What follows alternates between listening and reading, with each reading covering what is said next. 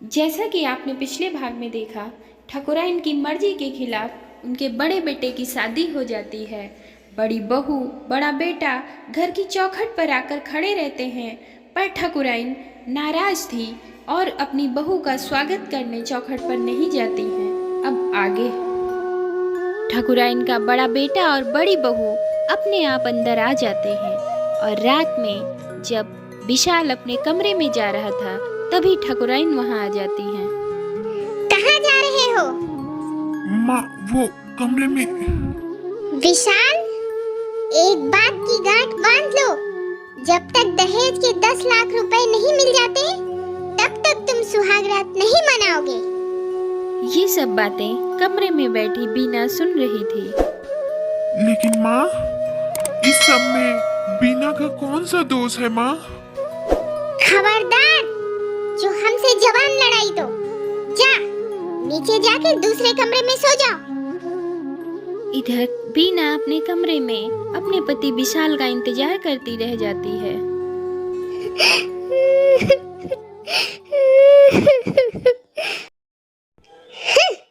सुहाग रात मनाएंगे। ठाकुर साहब को दिल का दौरा पड़ा था। वो बीमार होकर बिस्तर पर पड़े थे और बिस्तर पर पड़े ही पड़े अपनी ठाकुराइन के अत्याचार को सुना करते हैं। अरे, कैसी माँ है ये कि अपने बच्चे के लिए जरा सा भी ममता नहीं है इसके अंदर। अरे, राक्षसनी हो तुम, चांडालनी हो तुमको तो भगवान भी माफ नहीं करेंगे। तुमको तो भगवान भी माफ नहीं करेंगे। फिर अगले दिन सुबह वीना नीचे उतरती है और अपनी सासू माँ के पैर छूने जाती है। माँ जी प्रणाम। चलो हटो, ये सब ढकोसला रहने दो। चौथी के बाद अपने मायके जाने की तैयारी करो और तब तक अपनी मनहूस शकल हमको मत दिखाना जब तक तुम्हारा बाप 10 लाख रुपए नगद नहीं गिन देता। माँ जी, इतना रुपया बाबूजी कहाँ से देंगे? वो तो अपना घर द्वार बेचकर भी इतनी रकम पूरा नहीं कर पाएंगे। तो कंगाल होकर महल का सपना क्यों देखा? क्यों माँ? बिल्कुल ठीक कह रही हो बिटिया। तुम इस हवेली की मालकिन बनने का ख्याल अपने दिल से हमेशा के लिए निकाल दो। अरे तू अभी तक यहाँ खड़ी क्यों है? जा जा यहाँ से, चल बिटिया। सुबह सुबह मन खराब कर दिया इस मनहूस ने। पता नहीं कैसी भिखमंगिन के घर से आ गई है। इतना कहकर ठाकुराइन और उनकी बेटी निर्मला वहां से चली जाती हैं। वीना अपने ससुर जी के कमरे में आती है, जो कि दिल का दौरा पड़ने की वजह से बीमार होकर बिस्तर पर पड़े थे। ये क्या बाबूजी, आपकी आंखों में आंसू? बहने दो बेटी, बहने दो। हमारे पापों का यही प्रायश्चित है। इस घर की बहू बनाकर हमने तुम्हारी जिंदगी बर्बाद कर दी। ऐसे मत कहिए बाबूजी, ऐसे मत कहिए। बाबूजी, हमारी मांग का सिंदूर आपके पुण्य की कहानी कह रहा है। बाबूजी, आपने तो हमारी किस्मत जगा दी। हाँ बाबूजी। नहीं बेटी, हमने तो तुम्हारी जिंदगी में अंधेरा कर दिया। हमने तुम्हारे साथ अन्याय किया है बेटी। हम नहीं जानते थे कि हमारी पसंद इस तरह ठुकराई जाएगी। हम नहीं जानते थे बेटी कि तुमको इस तरह वापस मायके भेज दिया जाएगा और तुम्हारी सास तुमसे इस तरह नफरत करेंगी। नफरत भी तो प्यार का दूसरा रूप है बाबूजी। आज माँ जी नफरत करती हैं, तो कल प्यार भी करेंगी। और माँ की कोई बात बेटी अपने दिल में थोड़ी रखती है। इतना सुनते ही ठाकुर साहब, बेटी, तुम्हारा ये पवित्र विचार, ये शुभ भावना तुमसे एक वचन मांगने के लिए हमारे अंदर हिम्मत जगा दिया है। बोलो बेटी, तुम हमें एक वचन दोगी? मांग कर देखिए बाबूजी, हम कभी पीछे नहीं हटेंगे। बहू, हमारी जिंदगी का कोई भरोसा नहीं है, कभी भी हमारी आंख बंद हो सकती है।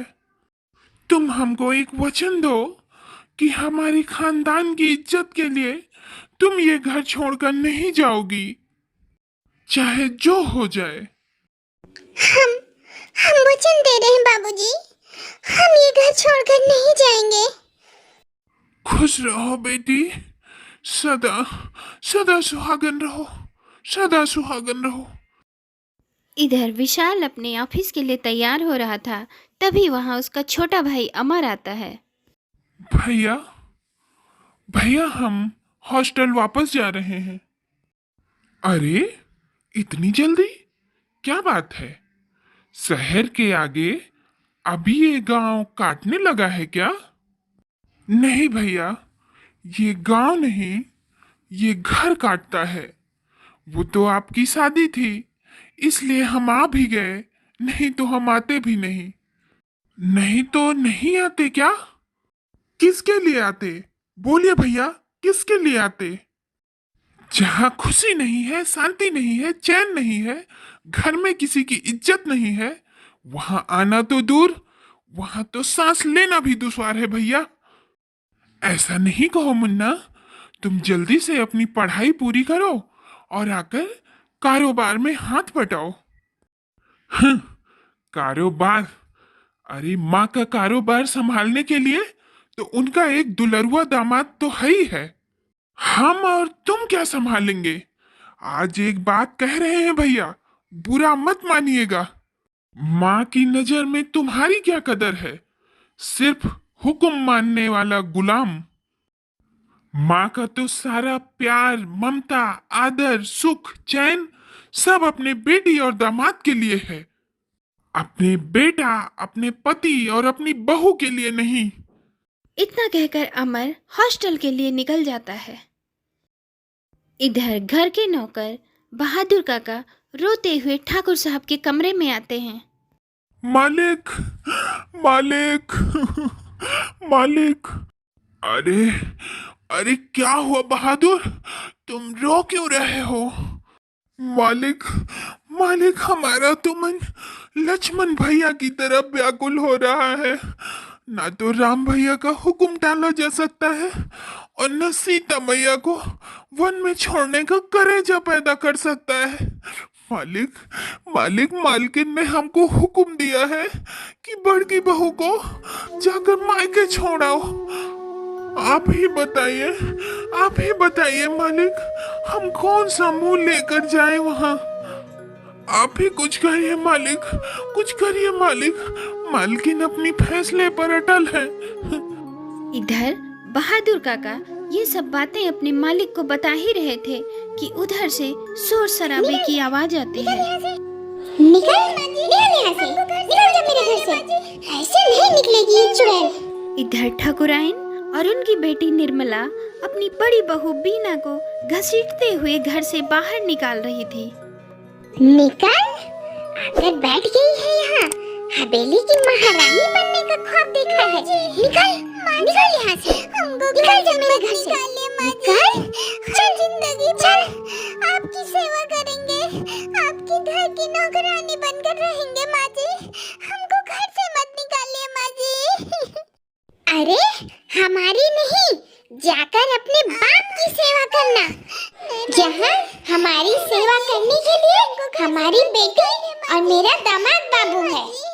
नहीं माँ जी। निर्मला, ये ऐसे नहीं मानेगी, इसको धक्के मार के घर से बाहर निकालो। चल चुड़ैल।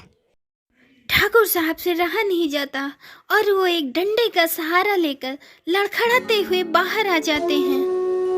ठाकुराइन, इतना कठोर मत बनो, घर की लक्ष्मी के साथ इतना बुरा बर्ताव मत करो ठाकुराइन, भगवान से डरो, अरे भगवान से डरो।